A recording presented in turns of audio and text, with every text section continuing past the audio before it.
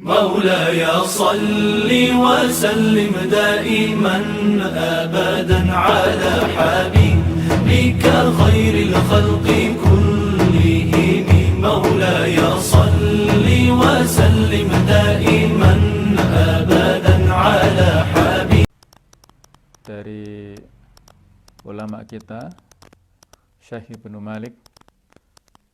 Jadi barangkali sebagian kita juga sudah tahu ya bahwa Ibnu Malik ini punya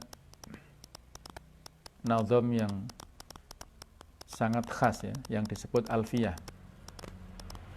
Alfiyah artinya 1000. Ada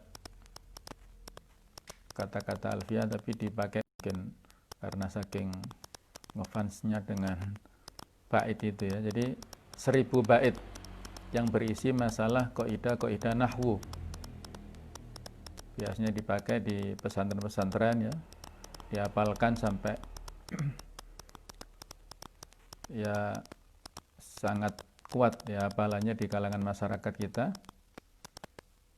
Dan nazam alfiyah inilah yang dijadikan sebagai rujukan dalam beberapa kitab nahwu, misalnya syarah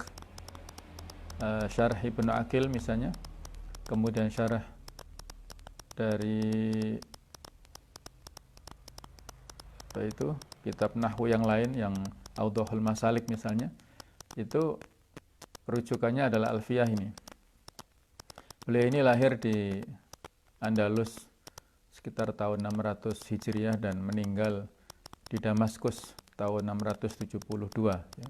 Jadi usianya 72 tahun ya. Memang ulama dulu seperti itu, lahir di satu tempat, meninggal di kota yang lainnya yang cukup. Andalus di Spanyol dengan Damaskus di Syria. Melakukan perjalanan yang sekian jauh mereka dalam rangka untuk mencari ilmu atau menyebarkan ilmunya. Nah, alfiyah ini baitnya dinamakan alfiyah 1000 ya, tapi kalau dibaca sebenarnya ada kelebihan, yaitu 1002. Alfiyahnya Ibnu Mu'ti. Padahal Ibnu Mu'ti itu gurunya sendiri. Nah, spontan setelah menuliskan bait itu langsung hang ingatannya, itu langsung buyar semua ingatannya ya. Kaidah yang tersusun itu langsung hilang.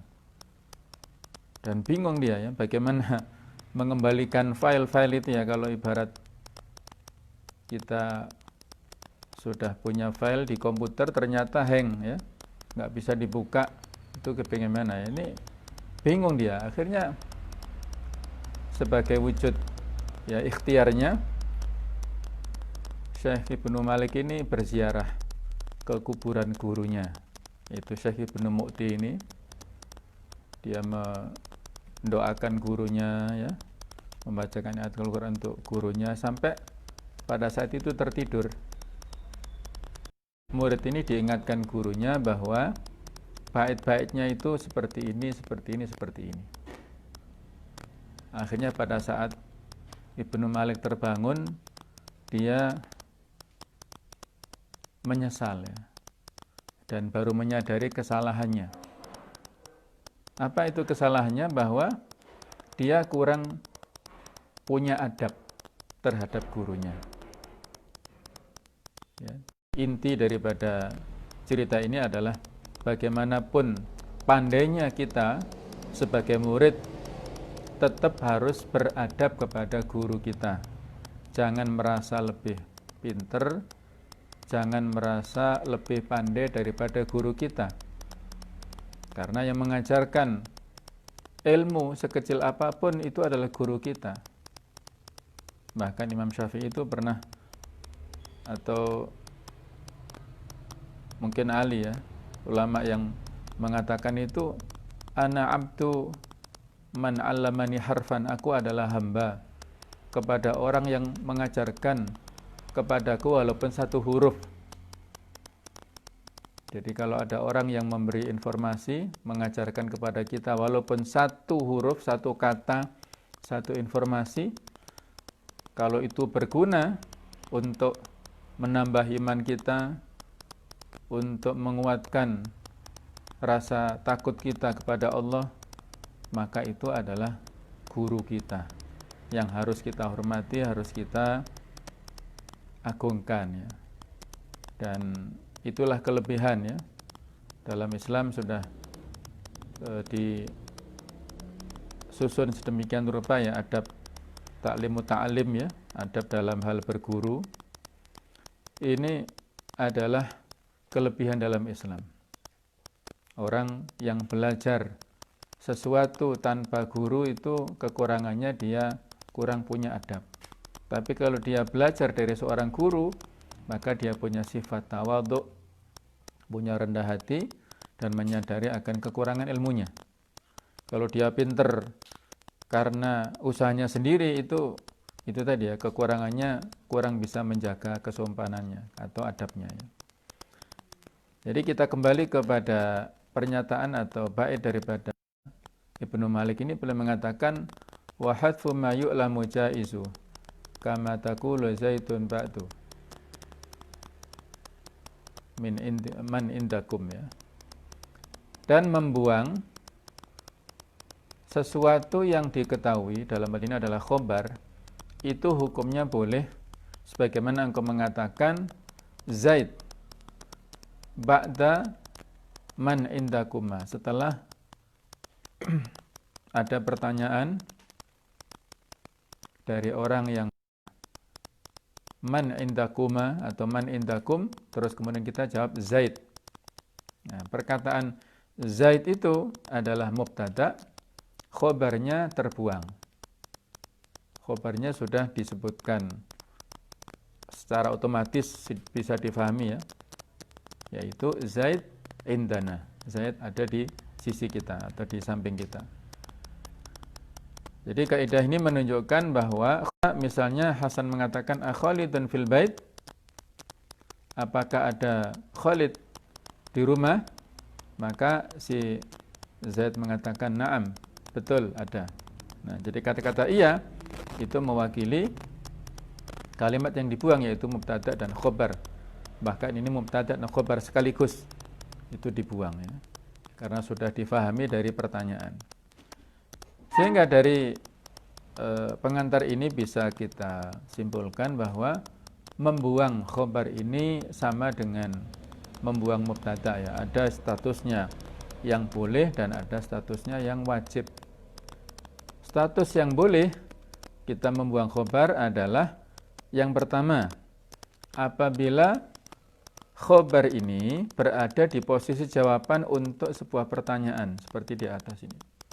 Jadi khobar sebagai jawaban atas sebuah pertanyaan. Misalnya kita ambil contoh di surat Ar-Ra'd ayat 16, bagi yang membawa mushaf bisa dibuka mushafnya. Surat Ar-Ra'd ayat 16, qala ta'ala Qul man rabbus samawati wal ard qulillah. Katakanlah siapa Tuhan langit dan bumi? Jawabnya adalah Allah. Jadi katakanlah wahai Muhammad. Ini sebagai metode dakwah kepada orang-orang Quraisy, kepada orang-orang kafir saat itu, siapakah yang menciptakan langit dan bumi ini?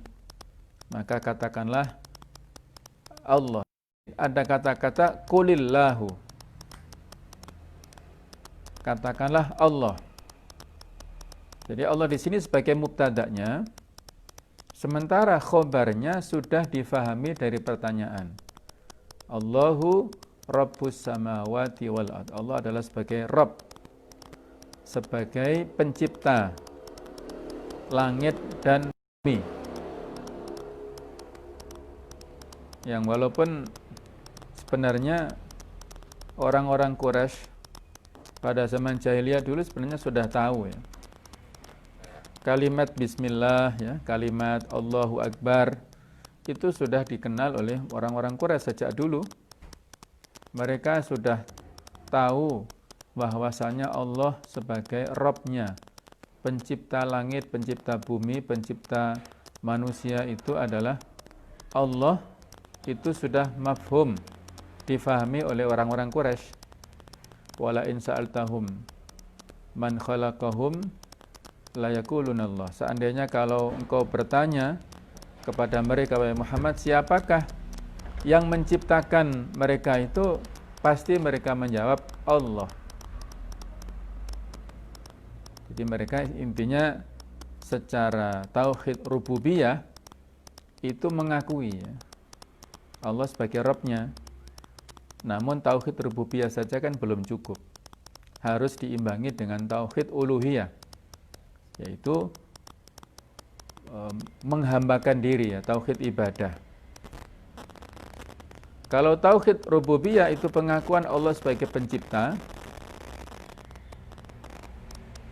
artinya kita meyakini bahwa Allah sebagai pencipta, pemberi rezeki, yang menghidupkan, yang mematikan, itu sudah diyakini sejak zaman dulu oleh orang-orang Quraisy. Pada zaman jahiliyah pun sudah tahu mereka ya. Tapi ketika tidak diimbangi dengan tauhid ibadah, bentuknya adalah uluhiyah, penghambaan kepada Allah, maka itu sia-sia. Keyakinan mereka bahwasanya Allah sebagai pencipta itu sia-sia ya. Maka itulah para ulama membuat sebuah kaidah bahwa tauhid rububiyah mengandung konsekuensi tauhid uluhiyah. Dan tauhid uluhiyah itu sudah mencakup tauhid uluhiyah. Itu ada di bab akidah ya, di dalam bab keimanan ya. Ketika seseorang bertauhid kepada Allah dalam hal rububiyah, maka tuntutannya dia harus melakukan tauhid uluhiyah, penghambaan dalam bentuk sholat, doa, berserah diri, beribadah, semuanya hanya kepada Allah. Tidak boleh minta rezekinya kepada selain Allah dan tidak boleh penghambaannya kepada selain Allah. Ketika dia sudah melakukan tauhid uluhiyah, sudah beribadah kepada Allah, maka di situ dia sudah meliputi, sudah mencakup tauhid dalam bentuk rububiyah. Maka inti daripada dakwah seluruh nabi dan rasul adalah la ilaha illallah. Kalau ditanya kenapa intinya la ilaha illallah bukan la robba illallah, apakah berbeda antara kita mengatakan la ilaha illallah dengan la robba illallah? Nah, ini diskusinya panjang ya. Tapi intinya bahwasanya ketika kita mengatakan la ilaha illallah, maka sudah mencakup la robba illallah. Namun kalau kita mengatakan la robba illallah, belum mencakup la ilaha illallah. Artinya masih mengandung konsekuensi tuntutan tadi. Jadi yang lebih global adalah la ilaha illallah. Nah, kita kembali ke sini, contohnya bahwa Allah menyampaikan, menuntun Rasulullah SAW ketika berdakwah kepada orang-orang kafir. Ditanyakan kepada mereka, man rabbus samawati wal ardh, siapakah yang menciptakan langit yang berjumlah 7 dan bumi ini, siapakah? Maka jawaban yang tepat adalah Allahu. Tidak perlu disebut Allahu rabbus samawati wal ardh karena sudah dipahami oleh pertanyaannya itu ya. Jadi Allah sebagai mubtada'nya, lafdzul jalalah sebagai mubtada', kemudian khobar mahdhuf, khobarnya dibuang. Kalau diperkirakan, ditampakkan, itu kira-kira adalah Rabbus samawati wal ardh. Berikutnya, poin yang kedua adalah bahwa khobar itu terletak setelah idza al-fujaiyah. Kata-kata idza itu adalah berarti tiba-tiba atau kaget, al-fujaiyah ya. Fujaiyah berarti kaget, sekonyong-konyong atau tiba-tiba. Contohnya fatahat talibu al-hakibah atau hakibatahu fa idza as-sab'u. Ada seorang siswa membuka tasnya, tiba-tiba ada ular, di dalam tasnya ada ular atau ada makhluk lain yang itu dia membuat gusar ya, membuat kaget. Nah, kata-kata faida asabu itu adalah mubtada'nya, khobarnya dibuang. Khobarnya bisa bermakna maujudun misalnya. Ada ya, ada, nampak. Tapi enggak disebutkan karena itu dipahami dari konteks kalimatnya. Inilah dua hal yang menjadi alasan kita bisa membuang khobar dalam setiap kalimat nominal atau jumlah ismiyah. Sedangkan hukum yang kedua adalah hukumnya wajib. Sebagaimana yang dikatakan oleh Ibnu Malik, wa ba'da laula ghaliban hadful khabari hatmu wa ba'da wawu uyinat mafhumu dan seterusnya. Jadi apabila khabar itu terletak setelah lafadz laula, seandainya tidak, contohnya laula Khalidun la gharaktu, seandainya tidak ada Khalid nama orang, la gharaktu, aku akan tenggelam misalnya. Seandainya tidak ada Khalid, aku tenggelam. Kata laula Khalidun itu adalah berupa mubtada, sedangkan khabarnya mahdhuf ya, terbuang. Bisa kita takdirkan laula Khalid hadirun, seandainya tidak ada Khalid yang datang, maujudun yang ada, la gharaktu, maka aku akan tenggelam. Nah, para pemirsa yang berbahagia, ini ada dalam Al-Qur'an kalimat-kalimat, misalnya surat As-Saffat ayat 57. Walaula ni'matu rabbi lakuntu minal muhdharin. Jikalau tidak karena nikmat Tuhanku, pastilah aku termasuk orang-orang yang diseret ke neraka. Ada kata-kata laula ni'matu rabbi. Nikmatu rabbi itu mubtada, sedangkan khobarnya mahdhuf. Takdirnya, perkiraannya adalah maujudatun, ada ya. Para pemirsa yang berbahagia, ini perlu saya komentari ya, atau saya jelaskan sedikit tentang penggunaan kata-kata seandainya. Jadi ini penggunaan dari sisi bahasa ya.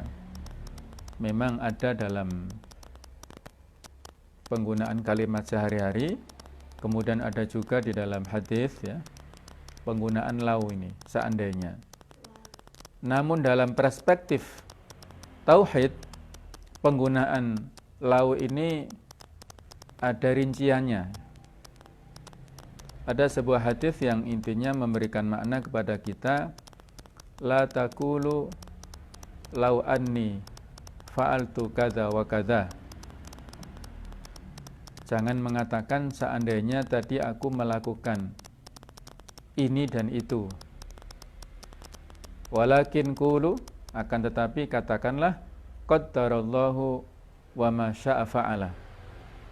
Allah telah mentakdirkan sesuatu dan apa yang Dia kehendaki itulah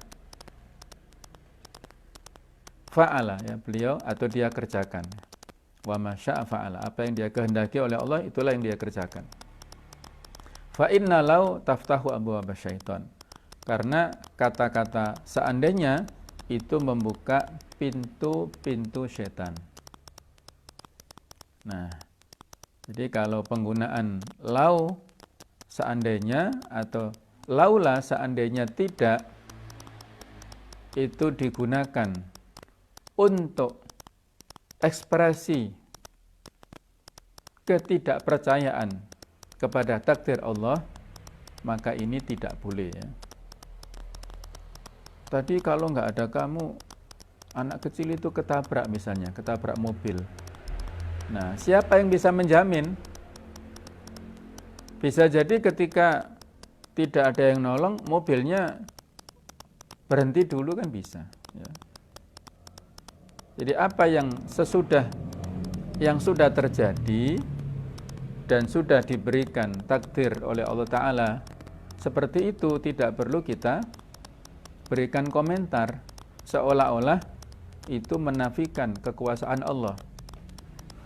Jadi ketika kita mengatakan seandainya tidak ada fulan, maka akan seperti ini, seolah-olah menisbatkan takdir itu kepada kemampuan si fulan itu ya. Bukan semata-mata takdir dinisbatkan kepada Allah, tapi ada unsur-unsur kemanusiaannya ya.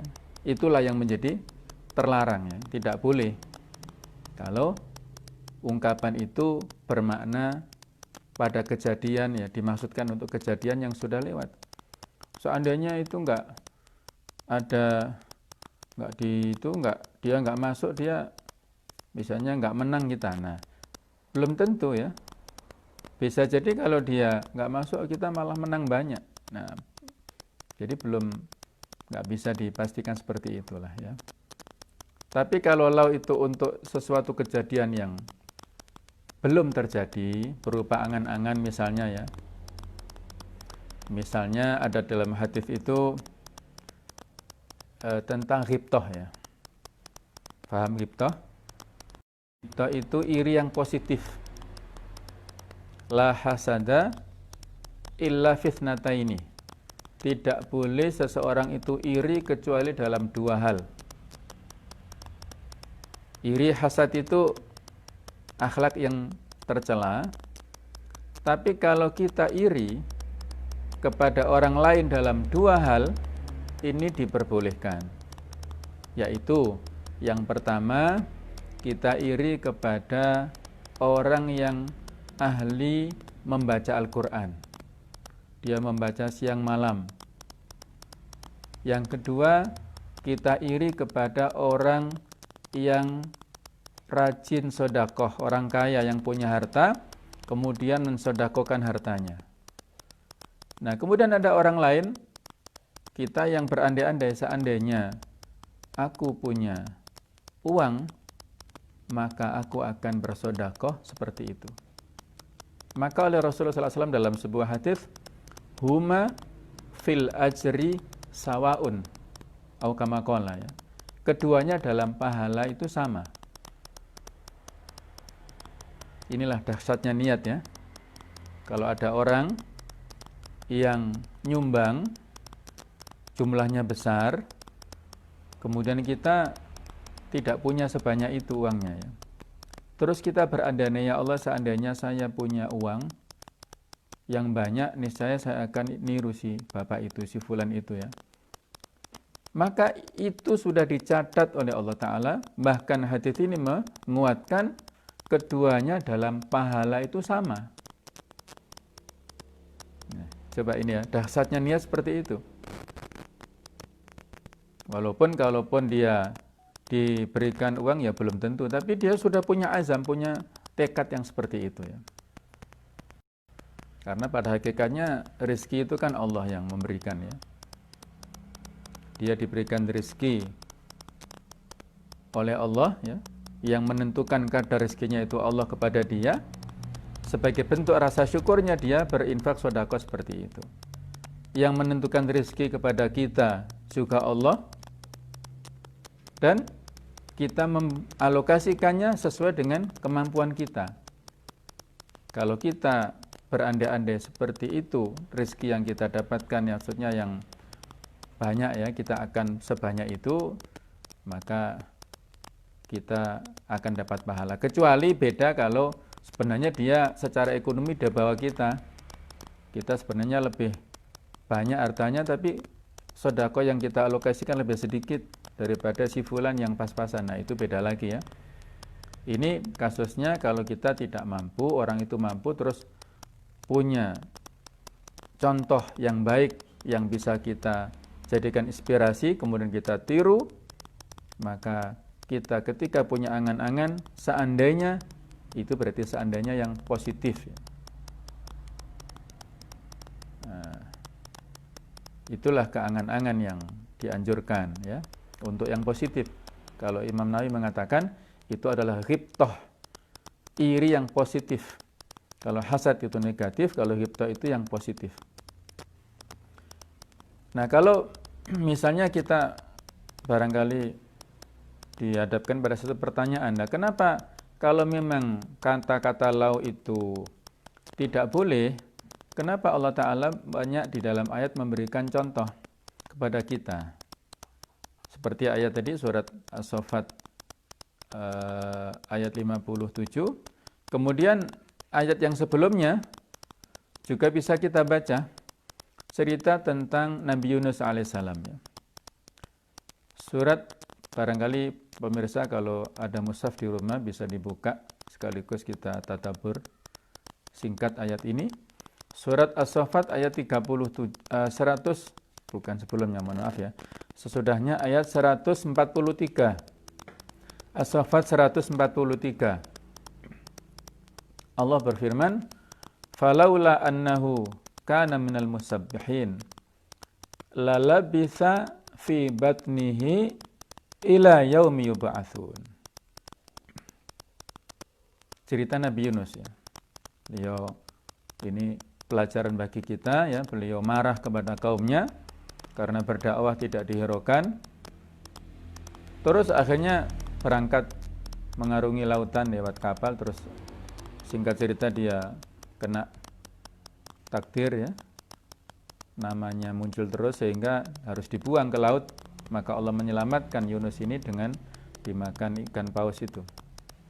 Nah, di dalam ikan paus itulah, di dalam perut itulah Nabi Yunus mendapatkan wahyu ilham dari Allah untuk bertasbih. Falaula annahu kana minal musabbihin, seandainya Nabi Yunus tidak termasuk orang-orang yang bertasbih, lalabitha fi batnihi ila yaumi yub'atsun, niscaya dia akan tetap berada di perut ikan paus sampai nanti hari kiamat. Coba kita bayangkan ya. Berapa lama Nabi Yunus berada di perut ikan paus ini? Para mufasir berbeda pendapat. Tapi pendapat yang terbanyak dalam hal jumlah harinya itu beliau sampai 40 hari. Ada yang mengatakan 20 hari, ada yang mengatakan 1 jam ya. Tapi pendapat yang masyhur itu beliau berada di perut ikan paus ini selama 40 hari. Menurut kemampuan bertahan seseorang, 40 hari ini kan susah. Bisa nggak kira-kira kita bertahan tidak makan, tidak minum 40 hari? Kan ada penelitiannya ya. Tempo hari ada cerita ya di Jawa Barat, siapa itu, ibu-ibu yang dalam kondisi pandemi seperti ini ya, lockdown di rumah, nggak ada makanan ya, dia minum air putih saja selama berapa hari itu, akhirnya kan meninggal karena nggak kuat ya. Ini Nabi Yunus sampai 40 hari. Tetapi Allah mentakdirkan dia mampu bertahan, yaitu dengan apa tadi? Berzikir. Apa zikirnya Nabi Yunus? Ya, tasbihnya yang sudah kita hafalkan dan kita jadikan sebagai wirid harian untuk menunjukkan tadarruk kita kepada Allah, penyesalan kita atas dosa-dosa kita. La ilaha illa anta subhanaka inni kuntu minadh dhalimin. Nah, itu bentuk penyesalan hamba ya. Nabi Yunus ini menyesal telah meninggalkan kaumnya. La ilaha illa anta, ya Allah tidak ada ilah yang patut disembah kecuali Engkau ya Allah. Subhanaka, maha suci Engkau. Inni kuntu minadh dhalimin, sesungguhnya aku termasuk orang-orang yang zalim. Meninggalkan kewajiban dakwah itu adalah kezaliman ya. Jadi Nabi Yunus berzikir terus-menerus. Yang dengan zikir itulah dia bisa bertahan hidup. Sebagai pengganti makan minumnya, dia bertahan survive itu dengan zikir ya. Makanannya ya, bahasanya itu makanannya itu dengan berzikir. Ini pula seandainya nanti ditakdirkan ada orang-orang yang hidup pada zaman Dajjal, itu kan sunnahnya kita nggak boleh keluar rumah bertahan di rumah masing-masing, tutup pintu, tutup jendela, jangan keluar berkeliaran karena ada fitnatud dajjal. Nah, bagaimana supaya kita bisa bertahan hidup dari segala macam bertahan dari tidak terkena serangan dajjal itu? Yaitu dengan berzikir, dengan sholat, dengan berzikir, itu berdoa, itulah yang bisa mengenyangkan ya, mengenyangkan kita. Karena Allah yang memberikan rasa kenyang, maka kita memintanya kepada Allah. Bagaimana Nabi itu kan, beliau kuat puasa wisol kan, nggak bisa kita tiru. Beliau katakan, fa inna ma'at amani rabbi wasaqoni. Allah yang memberi makan dan minum kepadaku tanpa bisa dilihat oleh manusia, tapi Allah memberikan makan minum, maksudnya Allah memberikan rasa kenyang, Allah memberikan rasa segar ya, sehingga tidak lapar, tidak haus, itu Allah. Tidak dalam bentuk makanan, minuman turun dari langit, bukan, tapi Allah yang memberikan kekuatan kepada Rasulullah SAW. Nah, jadi di sini ada penggunaan falaula, seandainya tidak termasuk dia bertasbih. Jadi tasbih ini berarti bisa mengeluarkan kita dari mara bahaya ya. Nabi Yunus yang bertasbih itu didengar oleh para malaikat.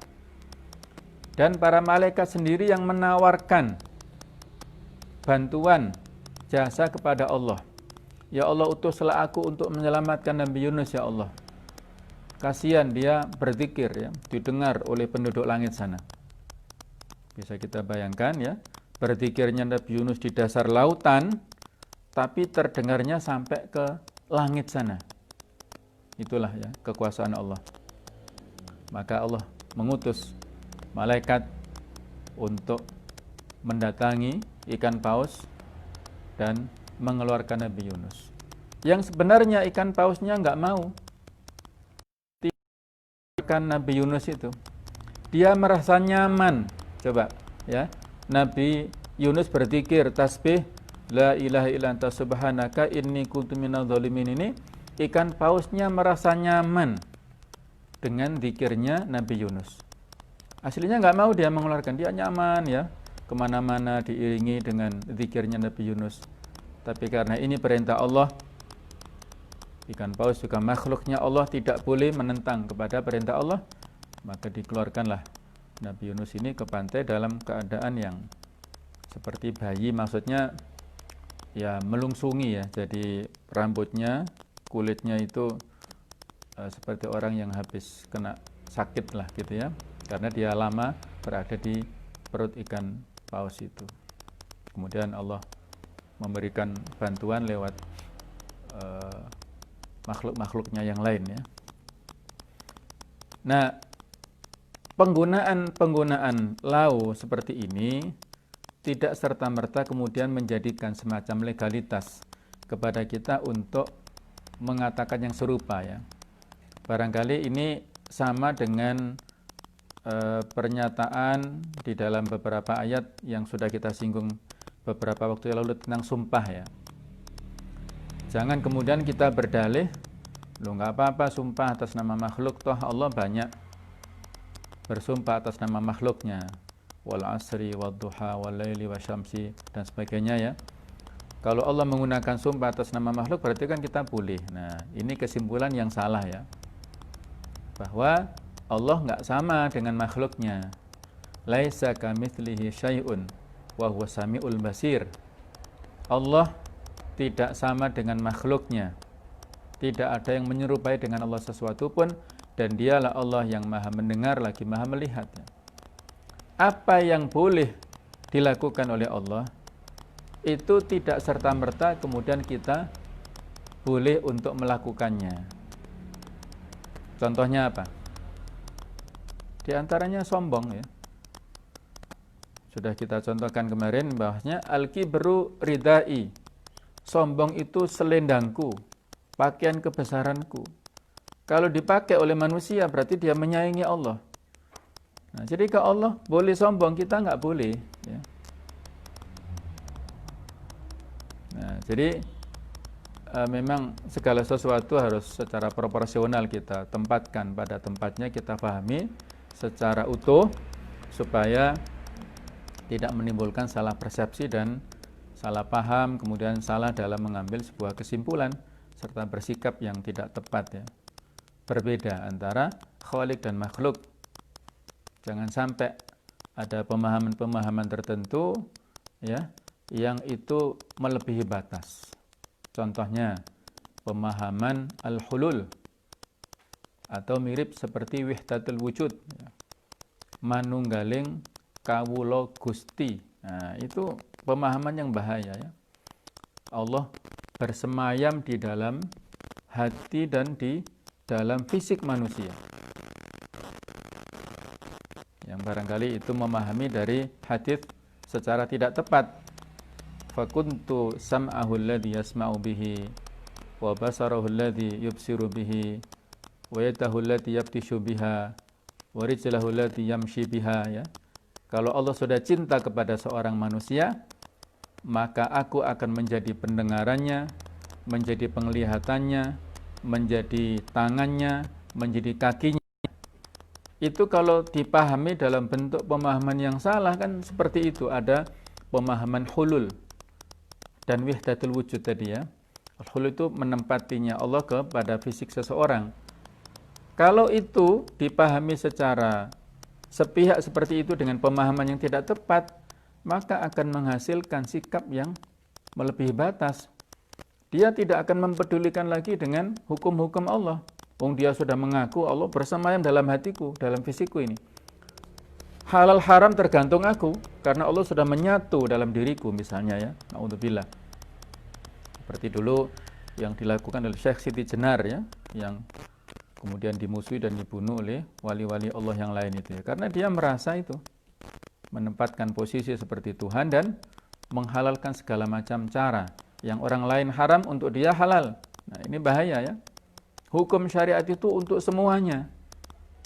Sama porsinya ya. Sama pertanggungjawaban kita di hadapan Allah nanti. Tidak ada keistimewaan orang per orang ya. Nah, jadi itulah jawaban tadi pendapat saya tentang masalah lau ya. Sekali lagi ini boleh saja untuk hal-hal yang belum terjadi sebagai sebuah harapan ya, sebuah obsesi yang belum terjadi. Tapi kalau yang sudah lewat, maka jangan berkomentar seperti itu. Karena akan membuka pintu-pintu setan, akan menjadikan kita tidak ridho dengan takdir Allah. Baik ya. Berikutnya adalah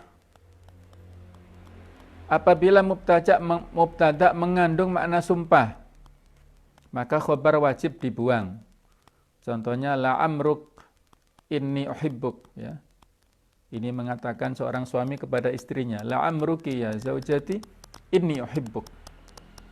Demi umurmu, sungguh aku mencintaimu. Nah, jadi tidak ada wallahi, tapi ada makna demi. Seperti di dalam Al-Quran surat Al-Hijr 72, la'amruka innahum lafi sakratihim ya'mahun. Yang saya tuliskan, la'amruka, demi umurmu Muhammad, sesungguhnya mereka terombang-ambing dalam kemabukan atau kesesatan. Takdirnya, la'amruk qasami, demi umurmu, qasami, yaitu sumpahku. Inni uhibbu, kalau itu tadi perkataan seorang suami kepada istrinya ya. Jadi perkataan yang mengandung makna sumpah. Tentang hukumnya Allahu alam di sini ya. Yang sudah jelas itu kalau secara eksplisit wallahi, demi, ada wanya. Tapi kalau la amruka di sini tidak secara eksplisit tapi maknanya itu mengandung unsur sumpah, maka Allahu a'lam. Nah, ini barangkali perlu kajian lebih lanjut ya. Karena kita tidak bisa menghukumi sesuatu dengan asal-asalan ya. Jadi perlu ada kehati-hatian di sini ya. Ada beberapa perkataan dari orang-orang zaman dahulu ya juga demikian ya. Bi abi anta wa ummi misalnya ya. Demi ayah dan ibuku. Nah, misalnya. Itu bagaimana? Nah, inilah yang perlu untuk kita bahas lebih lanjut, tapi lebih baik kita hindari ya kalimat-kalimat yang ada nyerempet-nyerempet tadi ya, Ya, kalau kita mau sumpah langsung aja wallahi demi Allah kan enak ya. Tidak pakai demi untuk kita nisbatkan kepada manusia atau makhluk ya. Demi Allah gitu aja ya. Enak, simple ya. Baik, yang berikutnya adalah apabila mubtada terletak setelah huruf wawu al-ma'iyah. Wawu yang mengandung arti beserta. Misalnya kullu talib wa kitabuh. Perkiraan kullu talib wa kitabuhu mutalazimani atau kullu talib kain ma'a kitabihi. Wawu yang mengandung arti ma'iyah seperti kemarin kita contohkan di surat Az-Zumar itu, yaitu wasiqal ladzina taqaw rabbahum ilal jannati zumara hatta idza ja'u wa futihat. Nah, itu wawunya wawu ma'iyah ya. Wawu yang mengandung arti bersama. Situ wa ana mubasyirun misalnya. Aku datang sambil membawa berita gembira. Nah, misalnya, jadi wawunya itu mengandung arti wawu ma'iyah, bukan wawu atof ya, tapi mengandung arti keadaan atau mengandung arti beserta tadi. Nah, poin terakhir, apakah boleh satu mubtada, apakah boleh satu khobar dan mubtadanya banyak? Apakah memungkinkan jika mubtadanya satu sedangkan khobarnya banyak atau dibalik ya? Nah, di sini ta'addudul khobar fil jumlah al-ismiyah maknahu an yutimma al-khobar anil mubtada bi akthar min khobar ya. Jadi boleh satu mubtada khobarnya banyak. Ya, misalnya Khalid mujtahidun, jamilun, najihun. Khalid itu seorang yang bersungguh-sungguh, seorang yang tampan, seorang yang sukses. Jadi boleh saja Khalid mubtada'nya, jamilun khobar pertama, kemudian mujtahidun khobar pertama, jamilun khobar kedua, kemudian najihun khobar ketiga, boleh untuk mensifati keadaan Khalid. Kemudian dia menjadi naat untuk khobar juga boleh ya. Yang penting kita bisa memaknainya secara betul ya. Baiklah para pemirsa yang berbahagia, alhamdulillah kita sudah 2 pekan bersama-sama dalam pertemuan ini. Maka di bagian akhir yang sudah saya share di Facebook itu ada latihan ya, evaluasi. Coba dibaca ya, bagi yang mengikuti, dibaca form evaluasi itu dan coba kita jawab. Diisi titik-titik itu dengan jawaban yang tepat ya. Untuk memahamkan kita ya, menambah pemahaman kita terhadap apa yang sudah kita pelajari selama 2 pekan. Alhamdulillah walaupun tema-tema yang kita bahas belum banyak, tapi sedikit banyak cukup rinci ya. Jadi mulai dari pembagian kata ya dalam bahasa Arab, kemudian ciri-ciri isim itu apa, fi'il itu apa cirinya, huruf itu apa cirinya, terus penggunaannya masing-masing itu bagaimana, kemudian bagaimana penggunaannya di dalam kalimat sempurna ya. Ini kita awali jumlah ismiyah dan sedikit jumlah fi'liyah. Insya Allah kita lanjut yaitu jumlah fi'liyah nanti ya, yang inti lebih rinciannya lebih ada lagi dan lebih memfokuskan nanti untuk meng-i'rab bagaimana. Terus ada latihan nanti bagaimana cara kita membaca teks Arab ya. Contohnya barangkali kita perlu ya untuk membaca dan sedikit banyak berusaha untuk menerjemah, atau mungkin kalau ada waktu nanti kita tambah sedikit lah ya untuk bahan kosakata hiwar atau dialog ya. Nah, itu saya sebutkan, saya buat 20 pertanyaan, 20 poin, dan rata-rata 80 atau 90% di sini mudah. Jadi kalau para pemirsa menjawab semuanya, betul semua, alhamdulillah ini pertanyaan yang mudah-mudah. Tapi kalau misalnya kita menjawab kesulitan, nah berarti masih belum paham berarti ya, belum tahu tentang bahasa Arab berarti.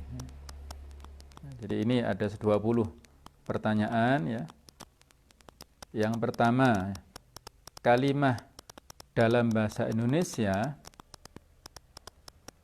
kalimah itu bahasa Arab ya, al-kalimatu, itu terjemahan dalam bahasa Indonesia itu apa? Titik-titik. Nah, itu sudah kita bahas ya. Apa terjemah al-kalimatu dalam bahasa Indonesia itu? Kemudian yang kedua, al-kalimat. Yang kedua, kalimat, maksudnya versi kita, kalimat bahasa Indonesia. Di dalam bahasa Arab itu disebut apa? Kalau kurang jeli ini agak bingung ya, tapi kalau kita perhatikan dari materi insya Allah sudah jelas ya.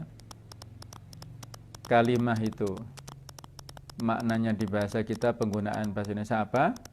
Kemudian kalimat ya, kalimat maksudnya perkataan dalam bahasa Indonesia, itu dalam bahasa Arab disebut apa? Isim itu apa? Isim adalah titik-titik, contohnya apa? Fi'il adalah apa? Contohnya bagaimana? Harf itu apa? Contohnya apa? Isim nakiro itu apa? Contohnya bagaimana? Isim ma'rifat itu apa? Yang kedelapan, isim mudzakkar adalah titik-titik, contohnya apa? Nah, kemudian ini ya, barangkali kalau tidak kita perhatikan kurang bisa mengetahui ya bagi sebagian pemirsa ini. Nama kota atau negara dalam jenis kelamin dikategorikan isim apa? Misalnya kota Malang, kota Jakarta, negara Indonesia ya. Itu posisinya apa? Karena dalam bahasa Arab jenis kelamin itu harus jelas. Harus pasti dia masuk dalam kategori laki-laki atau perempuan.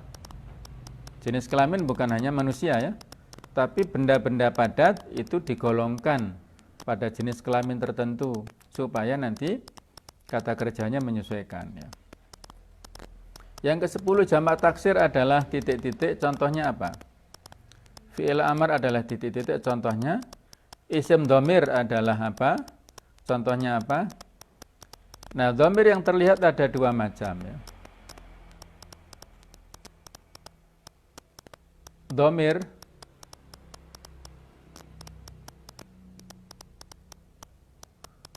yang terlihat itu ada dua macam ya. Jadi ini sudah pernah kita singgung. Dhamir itu ada dhamir yang baris, yang nampak, ada yang mustatir ya, yang tersimpan. Nah, yang sudah kita bahas itu dhamir yang nampak, yang baris ya, yang muncul. Itu apa? Itu yang saya tanyakan di situ, maksudnya adalah dhamir yang terlihat, yang nampak ya di dalam kalimat itu macamnya apa saja, ada dua itu. Fi'il mujarrad adalah titik-titik, contohnya apa? Jumlah mufidah itu maknanya apa? Terus contohnya apa? Kemudian mubtada ya, mubtada itu apa? Contohnya apa? Jumlah fi'liyah itu apa? Kemudian masdar muawwal. Nah, barangkali ini tadi ya yang agak repot sedikit ya, sulit sedikit saja. Masdar muawwal itu maknanya apa? Dan contohnya bagaimana? Terus yang ke-19, antara mubtada dan khobar itu harus sesuai. Dalam hal apa? Nah, sudah kita terangkan ini ya. Mubtada dan khobar itu sesuai dalam hal apa? Kemudian contohnya bagaimana? Yang ke-20, fi'il dan fa'il harus sesuai dalam hal apa? Contohnya bagaimana? Nah, ini ada pembahasan yang sudah kita lewati ya, yang mana secara grid itu ini grid yang mudah ya, grid yang mudah, yang masalah yang cukup rinci-rinci tidak kita tanyakan ya, dengan harapan kita bisa menjawab secara 100% benar lah ya, mudah-mudahan. Baiklah, saya kira itu pertemuan kita pada kesempatan ini, mudah-mudahan ada manfaatnya ya. Allah memberikan kesabaran kita semua, kepada kita semua ya, memberikan istiqomah kepada kita semua sehingga kita bisa belajar dengan tekun ya bahasa Arab ini sedikit demi sedikit kita coba ya, supaya kita lebih bisa memahami Al-Qur'anul Karim. Karena bekal bahasa Arab adalah bekal yang utama kepada kita untuk mentadabburi ayat Al-Qur'an, untuk menghayati ayat-ayat Al-Qur'an dan untuk menghafalkan ya. Kalau kita lebih paham bahasa Arab, insya Allah lebih mudah memahamkan teks ayat Al-Quran, teks hadis itu lebih mudah.